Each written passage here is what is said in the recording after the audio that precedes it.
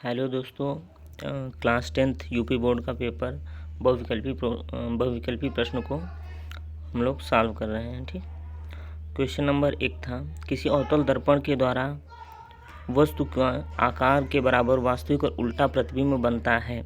तो अवतल दर्पण हम लोगों का कैसे बनता है? ये हो गया, बाहर की तरफ इसमें कलाई होता है। अवतल दर्पण ये सीधे रहता है दर्पण। उसके बाद इसको हम कैसा बनाएं कि इसका जो प्रतिबिंब बने वो बराबर बने। तो जब हम इसको सेंटर पर जब हम वस्तु को रखेंगे, जब सेंटर पर वस्तु रखेंगे, ठीक है, फिर एक फोकस से जाता है, फिर उसके बाद एक पोल से होके जाता है। तो ये दोनों कहाँ पे मिलते हैं? ये बराबर। तो ये हमारा होगा केंद्र पे रखेंगे। किस पे? केंद्र पे। तो पहला तो क्वेश्चन क्या हो जाएगा? सी। अगला क्वेश्चन आते हैं दूसरा है, श्वेत प्रकाश की किरण के प्रिज्म से गुजरने पर किस रंग के लिए न्यूनतम विचलन होता है? तो न्यूनतम विचलन किसका होता है? रेड कलर का होता है, लाल का होता है। और इसका जो तरंग दैर्ध्य है सबसे अधिक होता है। बैगनी का तरंग दैर्ध्य कम होता है और विचलन ज़्यादा सब किसका होता है? बैगनी का होता है। आगे, एक अवतल लेंस में प्रयोग किया जाता है। एक अवतल लेंस किसके लिए प्रयोग किया जाता है? ये निकट दृष्टि दोष के लिए, चश्मे के लिए प्रयोग किया जाता है, इसके निवारण को दूर करने के लिए। निकट दृष्टि दोष को मायोपिया कहते हैं। इसमें निवारण के लिए हम अवतल लेंस का प्रयोग करते हैं।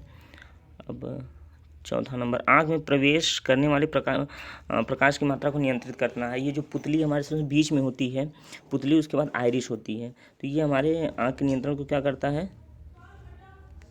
पुतली जो है हमारे प्रवेश को नियंत्रण करता है। छोटी बड़ी होती है जो। उसके बाद विद्युत परिपथ में विद्युत धारा का सही सूत्र होता है। इसको काफ़ी बच्चे इसको गलत कर दिए हैं। जैसे ये है P बराबर V इंटू आई से फार्मूला से लगाएंगे। तो इसमें हम किसका ओम का नियम लगाएंगे? एक बार I बराबर क्या रखेंगे? V की जगह I बराबर रखेंगे V अपान R, तो V स्क्वायर अपान R होगा, लेकिन तो ये सी नहीं सही होगा। उसके बाद ये जब हम V की जगह पे क्या रखेंगे? V बराबर I इंटू R, तो यहाँ पे क्या हो जाएगा? I इंटू R, तो I स्क्वायर R। तो हमारा आंसर क्या होगा? पाँचवा का B।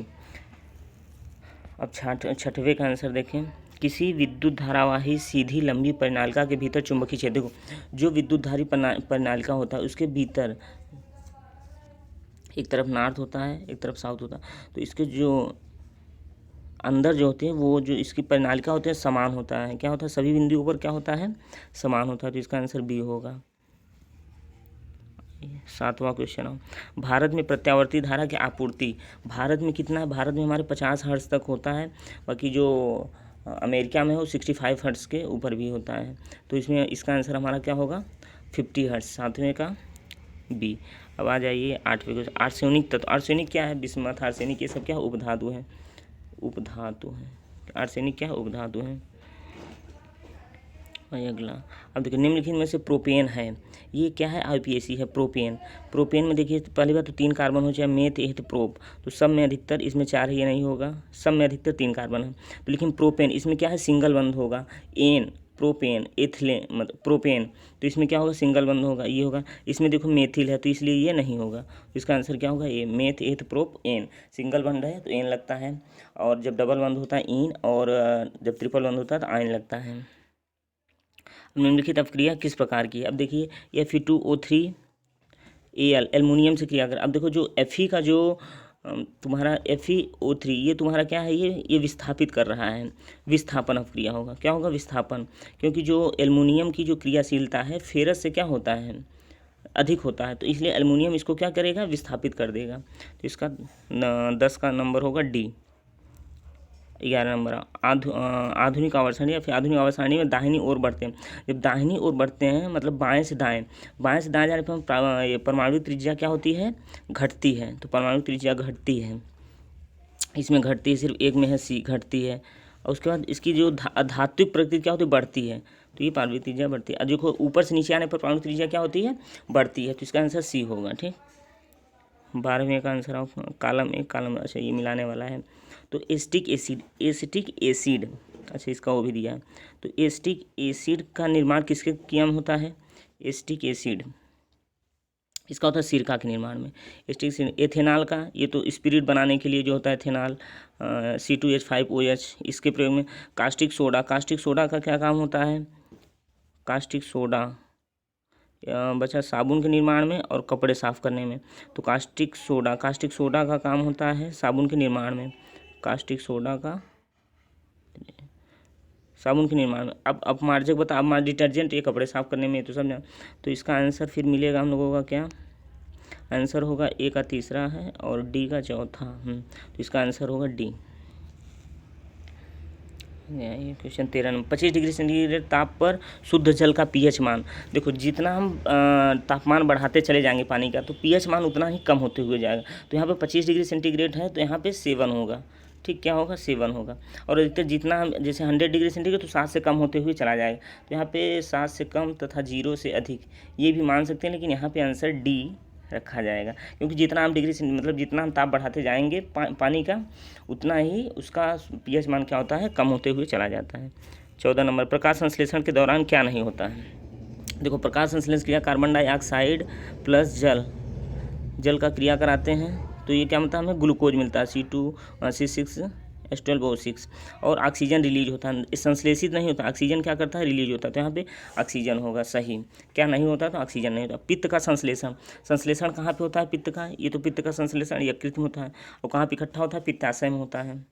मानव के हृदय कोष्ठों में संख्या क्या होती है, 4 होती है। बायां आलिंद बायां निलय, दायां आलिंद दायां निलय, 4 होते हैं। अब पुनरुद्ध भवन में होता है, पुनरुद्ध भवन क्या होता है, जो रीजनरेशन होता है।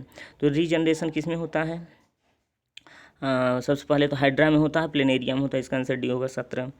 उसके बाद 18, पत्तियों द्वारा कायिक प्रजनन, ये किस में होता है, ब्रायोफिलम में होता है। किस में होता है, ब्रायोफिलम में होता है, पत्तियों द्वारा प्रजनन। ये पत्तियों का कटाव क्या होता है, अपस्थानिक कलियाँ जो होती हैं, और पत्तियाँ जब नीचे गिर जाती हैं तो नमी, उसमें नमी होती है, तो नमी से फिर वो क्या करती हैं, कायिक प्रजनन ये होता है। ठीक, तो ब्रायोफिलम ए 18 क्या होगा आंसर है। अब देखो यहाँ पे डार्विनवाद, डार्विनवाद क्या होता है, डार्विनवाद ये वातावरण का कार्य करता है, मतलब हमारे प्राकृतिक में जो चीज़ें होती हैं उसका ये डार्विनवाद, उस पर सिद्धांत दिए हैं। तो डार्विनवाद का आंसर प्राकृतिक वर्णन का सिद्धांत होगा। ग्रेगर जॉन मेंडल आनुवंशिक का दिए थे, तो नहीं, इसका बी होगा। अब 20 का क्या होगा, किस देश के पौनों का देश कहा, तो ये डेनमार्क को कहा जाता है। पौनों का देश तुम्हारे इन्वायरमेंट से आ गया है, तो डेनमार्क। ये हमारे 20 के 20 क्वेश्चन हो गए। अब आगे आते हैं, कुछ देख लेते हैं ऐसे क्वेश्चन जल्दी से। हाँ, एक अवतल दर्पण, इसका मैं सॉल्व किया। एक अवतल दर्पण की वक्रता त्रिज्या 40 सेंटीमीटर, तो इससे हम क्या निकाल लेंगे, आर का मान दिया तो एफ का मान निकाल लेंगे। इसके सामने एक वस्तु 15 सेंटीमीटर रखी गई है, तो यू का मान क्या होगा, 15 सेंटीमीटर। इसका देखो नीचे है सॉल्व, ये सॉल्व है। आर दिया 4 सेंटीमीटर, यू दिया -15 सेंटीमीटर, इससे हम एफ का मान निकाल लेंगे। फोकस दूरी 40 15। देखो अवतल दर्पण में फोकस दूरी का मान हमेशा क्या होता है, निगेटिव होता है, इसको -20 सेंटीमीटर। और दर्पण के सूत्र से लेंगे F 1/F = 1/V + 1/U। तो यहाँ से हमें V का मान आ जाएगा। V का मान कितना आ जाएगा, 60 सेंटीमीटर। इसमें प्लस में आया, इसका मतलब है जो प्लस में आया है, तो देखो जो प्लस में आया इसका मतलब इसका प्रतिबिंब इस तरफ बनेगा, इसका प्रतिबिंब पीछे बनेगा। तो ये देखो, ये हम किसके फोकस दूरी 20 सेंटीमीटर रखे हुए हैं, तो 15 सेंटीमीटर वस्तु रखा है, तो इसकी हम पीछे इसका प्रतिबिंब बनेगा। तो ये क्या होगा, हमेशा अब पीछे बनता है तो क्या होता है, ये सीधा होगा। जब सीधा होता है तो क्या होता है, इमेजिनरी होता है, न कि वास्तविक होगा। ठीक, ये अब आगे क्वेश्चन आइए। प्रतिबिंब को बनाने दर्शाने वाली किरण रेखा बनाइए। अच्छा, ये जो है लेंस का आया है, तो वस्तु अभिसारी लेंस के सामने फोकस और प्रकाशीय केंद्र के बीच रखा हुआ है। और कौन सा है, अभिसारी लेंस। अभिसारी लेंस क्या होता है, जो किरणों को क्या करता है, इकट्ठा करता है। तो ये इकट्ठा कौन करेगा, ये इकट्ठा कर बना, तो ये क्या होता है, अवतल लेंस होता है। जब इसमें से किरणें जब गुजरेंगी जाएंगी, ठीक, ये नहीं इकट्ठा कौन, ये क्या करते हैं ऐसे, तो जब बाहर निकलेंगे तो बाहर के ये अपसारी करेगा। उसके बाद अभिसारी कौन करता है, ये अभिसारी करेगा। ये देखो, ये ऐसे जाएगी, तो ये अंदर की तरफ है। अब कहाँ पे रखेंगे, कहाँ पे किरणें, एफ और प्रकाशीय केंद्र ओ, तो प्रकाशीय केंद्र ओ यहाँ पे होता है ये। उसके बाद एफ फोकस दूरी यहाँ पे होता है एफ, इसके बीच में रखेंगे तो इसका इस तरफ बनता है। तो वस्तु के फोकस और फोकस दुगनी 2F पे रखने पर, मतलब एफ और 2F के बीच में देखो ये होता है, ये यहाँ पे एफ होता है, और जो ये वहाँ पे जो केंद्रक होता है यहाँ पे 2F होता है, तो इसके बीच में रखेंगे हम। ठीक, जब बीच में रखेंगे तब इसके दूसरी तरफ ही प्रतिबिंब बनता है, दूसरी तरफ ही प्रतिबिंब बनेगा। इसको हम अगले वीडियो में डिटेल से सॉल्व करके भेजेंगे। उसके बाद ये आ गया ओम के नियम से 10 ओम 30 ओम, तो 10 ओम पहले इससे देखो यहाँ से करंट जा रही, तो ये क्या है 10 ओम 40 ओम किस में है, ये तुम्हारे समांतर क्रम में है, तो इसको हम सीधे सीरीज में जोड़ लेंगे। 30 ओम 20 ओम 60 ओम ये भी समांतर में है, तो इसका क्या होगा 1/10 प्लस 1/40 का जो आएगा, फिर 1/30 1/20 1/60 इसका करके फिर उसके बाद इसमें प्रतिरोध धारा निकाल लेंगे और संपूर्ण धारा, परिपथ में संपूर्ण प्रवाहित धारा, इसके टोटल धारा निकाल लेंगे आई का मान। ठीक, उसका विद्युत जनित्र का नामांकित चित्र परिपथ कीजिए। ये तो लॉन्ग क्वेश्चन है 6 नंबर का। अगला क्वेश्चन आईपीएसी नाम आ गया नियोपेंटेन। नियोपेंटेन का जो आईपीएसी नाम होता है, इसमें नियोपेंटेन इसका जो स्ट्रक्चर बनेगा, देखो ये क्या होगा, अरे भाई नियोपेंटेन जैसे सी है, ये सी है, पेंटेन मेथ एथ प्रोप, इसमें 3 कार्बन होंगे, और नियोपेंटेन इसका CH3 ये हो गया, इसका स्ट्रक्चर बनेगा। यहाँ पे भी CH3 होगा, यहाँ पे तो मेथ एथ प्रोप हो गया। तो पेंटेन एन इन आइन, इसमें सिंगल बंद होगा इसे, तो इसका क्या होगा, ये मेथिल हो गया, तो 2,2 दो 1 2 पे है, तो 2,2 2 ठो डाई मेथिल, 2,2 या फिर 2 डाई मेथिल करोगे, डाई मेथिल, इसका ये हो जाएगा डाईमेथिल प्रोपेन, मेथिल प्रोपेन हो जाएगा।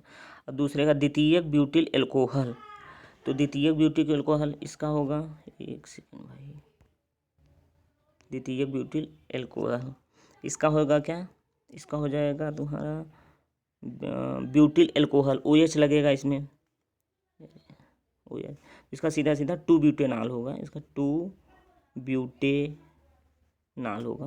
उसका ट्राइक्लोरो एसिटिक एसिड, इसका ट्राइक्लोरो एसिटिक एसिड का जो सूत्र बनेगा, क्लोरो है तो इसमें 3 क्लोर, देखो ट्राई है तो 3, ये सी, तो इसमें 3 ठो क्या होगा, Cl ये हो जाएगा।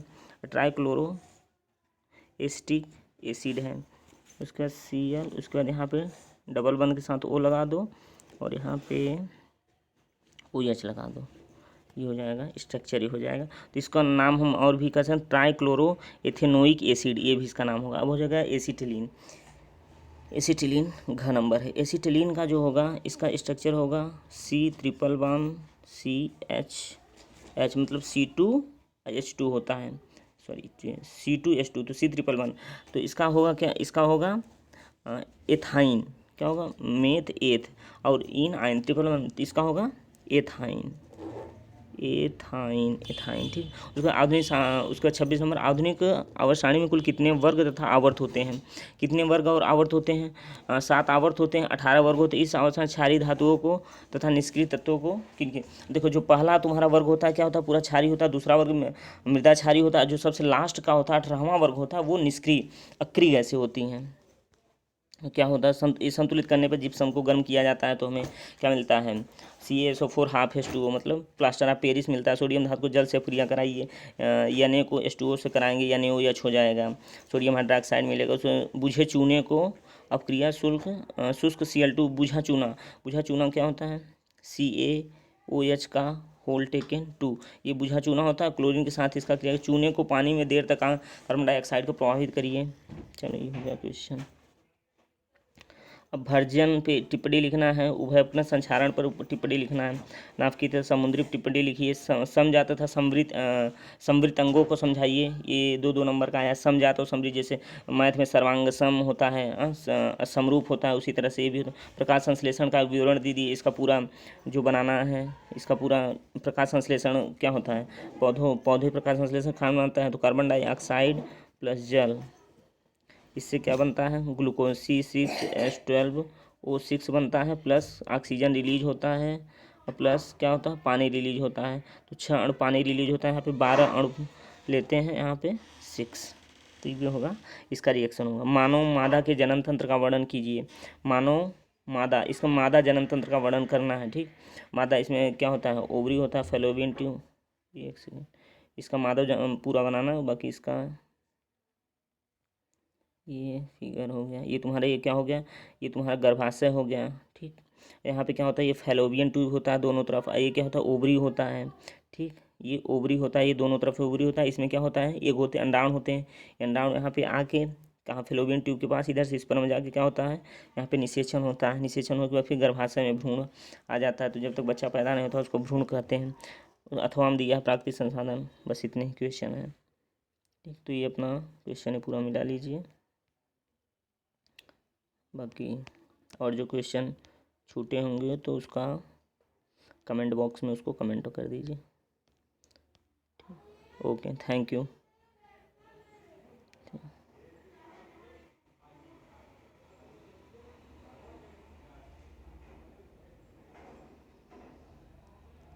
Okay, thank you.